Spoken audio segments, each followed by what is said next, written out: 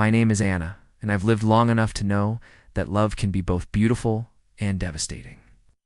I want to share my story with you not because it's easy, but because it's real. This is a story about love, betrayal, heartbreak, and the slow, quiet path toward forgiveness. When I was young, I believed in fairy tale love. I believed in soulmates and happy endings. That belief led me to David. We met one crisp autumn morning in a small, cozy coffee shop. I was lost in a book when he approached me with a shy smile and a simple question.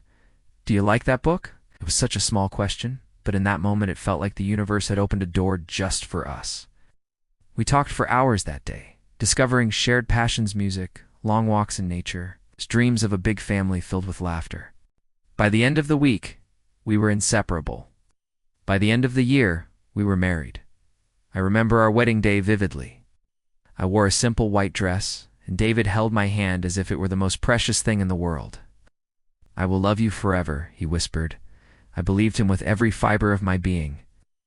Our first home wasn't grand, but it was ours, a cozy little house filled with sunlight, laughter, and the promise of a life built together. David worked as a teacher, and I tended to my flower shop, arranging beauty for others while building a life with him.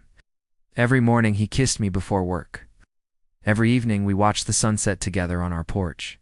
It was quiet, simple, perfect. Then came our daughters, Lily and Mia. They were the center of our world.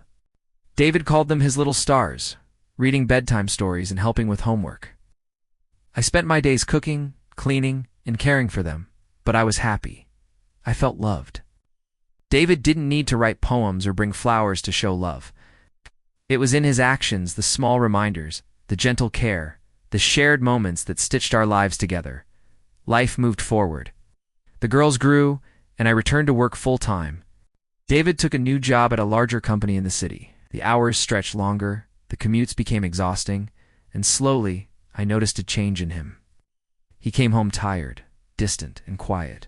Smiles became rare. Conversations were clipped, started locking his phone, disappearing into his world. I asked if everything was okay. He said he was just busy. I wanted to believe him. I wanted to trust him. But deep down, I knew something was wrong. And then the truth came crashing in. One afternoon, my friend Sarah came to the shop, her face pale. "Anna, I saw David," she whispered, trembling. "With another woman." They were holding hands. My world froze. My heart felt like it had dropped into an icy abyss. "No," I said, barely audible. "That can't be true." But it was. That night I confronted him. "Do you have someone else?" I asked, my voice steady, though my heart was shattering. He didn't answer at first. Then he admitted it. He loved her. He was leaving me. I didn't cry. I didn't scream. I just watched him pack his bag and walk out the door, leaving a silence that filled every corner of our home. The days that followed were hollow. Sleep was impossible. Food had no taste. The house felt empty, haunted by memories. I had to tell the girls, Mia cried. Lily demanded answers I didn't have. I told them that David was still their father, that they should respect him, but I warned them that he had hurt me deeply. Nights were the worst. The bed was cold, and the silence was deafening. It was Sarah who pulled me back from the edge. One day, she convinced me to visit a children's hospital where she volunteered. That's where I met Alina, tiny girl with no hair, fighting a disease I couldn't imagine, but she smiled. She showed me a drawing of the sun, 2 figures holding hands, and herself with her mother. In that moment, I realized something important. I wasn't just someone left behind. I could still be someone who gave hope, who mattered. I started volunteering at the hospital regularly, brought flowers, cookies, and my time. I read stories, painted, and laughed with the children. Slowly, I began to feel alive again.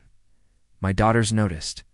Lily told me I was strong. Mia hugged me, whispering, "I missed this side of you."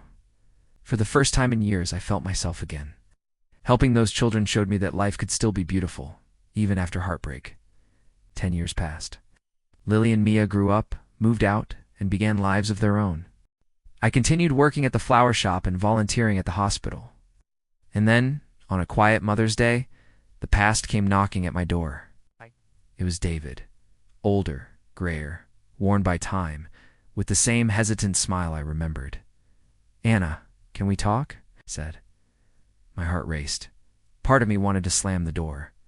Part of me wanted answers. He told me he had been deceived. The woman he left me for had lied. Her child wasn't his. He was broken, smaller than the man I had loved. He asked for forgiveness. Not money, not comfort, just forgiveness. I didn't know what to say. Pain, anger, and confusion swirled inside me. But there was also something softer, maybe pity, maybe a flicker of hope. I showed him the guest room. That night I couldn't sleep. Memories of our first days, our wedding, the girls, the day he left, and Alina at the hospital raced through my mind. Morning came. He made coffee. We sat in silence, broken only by the soft clinking of cups. David worked quietly around the house, fixing the gate, cleaning, repairing broken furniture. He didn't ask for anything. He gave space, showed care, and waited. My daughters were shocked. Mia demanded, "Mom, you don't have to let him stay." Lily said, "We can take care of you." Their love reminded me of my own strength. I wasn't ready to forgive, but I was ready to consider it. Days turned into weeks. David stayed quietly in the guest room, helping without expectation. One morning, my friend Sarah visited and reminded me that forgiveness doesn't mean forgetting, it means healing. Her words echoed in my mind. Slowly, I allowed myself to open the door, to let the possibility of a new beginning creep into my heart.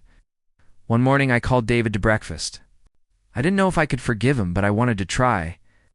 Tears welled in his eyes. He promised to make things right. We began rebuilding, not our past, but something new.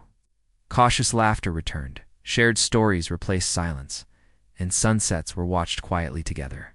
He didn't ask for anything. He showed through action what words could not. Time healed wounds, though scars remained. Emma, my granddaughter, ran into the house one day, hugging David tightly. Watching them, I felt a flicker of peace. Perhaps forgiveness isn't about erasing pain. Perhaps it's about choosing hope over bitterness.